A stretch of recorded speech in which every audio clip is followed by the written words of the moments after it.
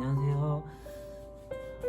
오늘도 이 하루를 살게 하신 하나님께 감사하며 또 이 하루를 시작하려고 합니다. 오늘 어떠신가요? 많이 연일 추위가 계속되어지는데요. 지금 이 순간도 춥습니다. 그렇지만 우리 마음만은 하나님의 은혜에 따뜻함으로 살아가는 여러분들의 일상이 되기를 바랍니다. 손으로 묵상 시작합니다. 시편 37편 7절부터 9절까지의 말씀입니다. 제가 봉독해 드릴게요. 잠잠히 주님을 바라고 주님만을 애타게 찾아라. 가는 길이 언제나 평탄하다고 자랑하는 자들과 악한 계획도 언제나 이룰 수 있다는 자들 때문에 마음 상해하지 말아라. 노여움을 버려라. 격분을 가라앉혀라. 불평하지 말아라. 이런 것들을 오히려 악으로 기울어질 뿐이다. 진실로 악한 자들은 뿌리째 뽑히고 말 것이다. 그러나 주님을 기다리는 사람들은 반드시 땅을 물려받을 것이다. 아멘.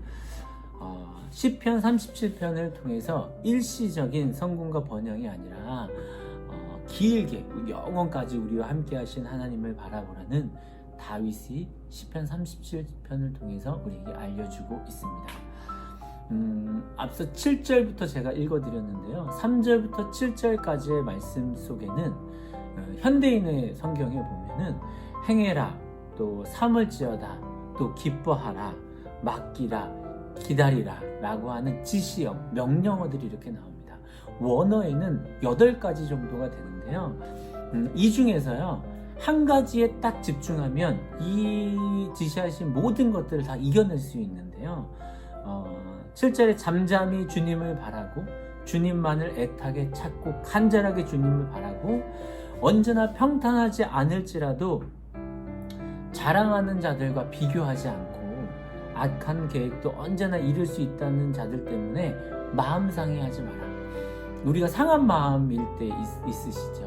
근데 그럴 때마다 이겨낼 수 있는 방법이 있는데요.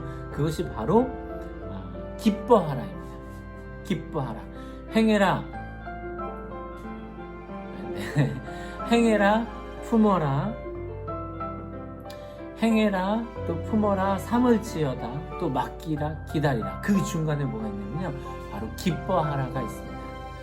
기쁨으로 무엇인가를 행하는 마음, 또한 기쁨으로 내 안에 무엇인가를 삼고 품는 마음들, 또한 기쁨으로 맡겨드리는 마음, 또한 기쁨으로 기다리는 마음. 그렇지만 반대로 기쁨이 아닌 반대로 짜증으로 무엇인가를 행하는 마음, 또 짜증나고 답답하지만 억지로 무엇인가를 품는 마음, 또 짜증나고 힘들지만 그냥 맡기는 마음, 짜증나면서 짜증내면서 무엇인가를 기다리는 마음. 사실 이겨내기 힘들거든요. 그런데요, 기뻐하며 이 모든 것들을 기다리고 행하고 품고 맡기고 나아간다면 우리는 하나님께서 주시는 놀라운 기쁨을 더 누릴 수 있다라고 하는 것입니다. 여러분, 기뻐하는 것에 집중하십시오. 그러면 상하지 않은 하나님께서 주신 은혜의 마음 속에 이 모든 소망을 품을 수 있습니다. 8절에 그런데도 불구하고요, 이렇게 이어가요. 노려움을 버려라. 격분을 가라앉혀라. 불평하지 말아라. 이런 것들을 오히려 악으로 기울어질 뿐이다. 자신도 불평을 통해서 악함을 만들어낼 수 있다고 합니다. 또한 불평은 악을 이기기 위해서 또 다른 악을 만들어낸다는 거죠. 악함을 만들어내면서 악함 속에도 불평이 찾아오고 또 불평 속에 내 안에 또 다른 악을 만들어낸다라고 하는 것입니다. 이 말씀 속에 우리가 불평이 있을 때의 모양을 또 생각해 볼 수 있겠죠. 행복의 반대말을 많이들 불행이라고 이야기하죠. 그런데요, 그 불행은 소소한 우리의 삶 가운데 불평들이 쌓여져서 만들어지는 게 불행이라고 이야기합니다. 즉 행복의 반대말은 불행은 완전체라고 본다면 불평이라고도 말할 수 있겠죠. 우리가 하나님 안에 거하며 살아간다고 하면서 풀어놓는 불평들이 얼마나 많이 있습니까? 제 자신도 참 많이 있거든요. 근데 그것을 두고 이야기하고 있습니다. 그리고 나서 9절에는 우리에게 소망을 주시는데요. 진실로 악한 자들은 뿌리째 뽑히고 말 것이다. 그러나 주님을 기다리는 사람들은 반드시 땅을 물려받을 것이다.